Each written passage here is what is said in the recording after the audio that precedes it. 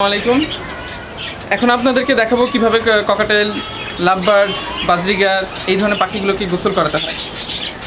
সাধারণত প্যারাকিট জাতীয় যেই পাখিগুলো তাদের নাক এবং চোখ খুব সেন্সিটিভ থাকে, তাই গোসল করানোর সময় খেয়াল রাখতে হবে যেন তাদের নাকে এবং চোখে না যায়।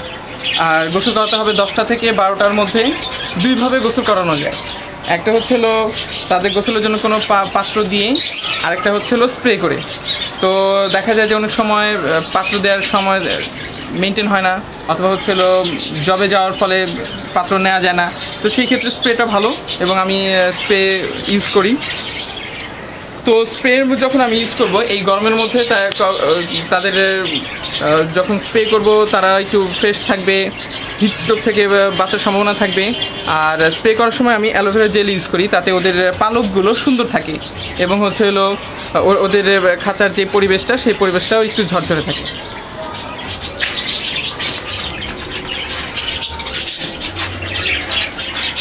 স্প্রে করতে হবে হচ্ছিল সবসময় খাবারের পট এবং পানির পট সরিয়ে নিই। খাবারের পট এবং পানির পত্র যদি থাকে তাহলে তার সরিয়ে তারপর স্প্রে করতে হবে এবং উপর থেকে স্প্রে করতে হবে যেন ওদের নাকে এবং চোখে না হিট হয়, নাকে এবং চোখে যেন না লাগে।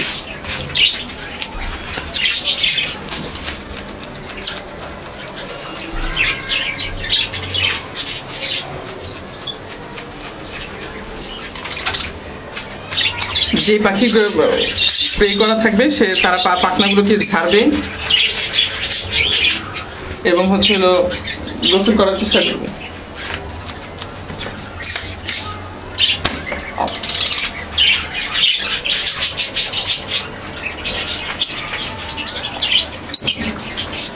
স্প্রে করা পাখিগুলো একটু ঝরঝরা হয়ে যাবে এবং তারা ডানাগুলো ঝাড়তে থাকবে। তাতে প্রকাশ হবে যে তারা গোসল করে নিয়েছে। এবং বেশি পানিটা দেওয়া যাবে না, কারণ ছোট পাখি তো তাদের শুকানোর জন্য একটু সময় দিতে হবে এবং এই ওদের পাখিগুলো ঝেড়ে ওরা পরিষ্কার হয়ে যাবে।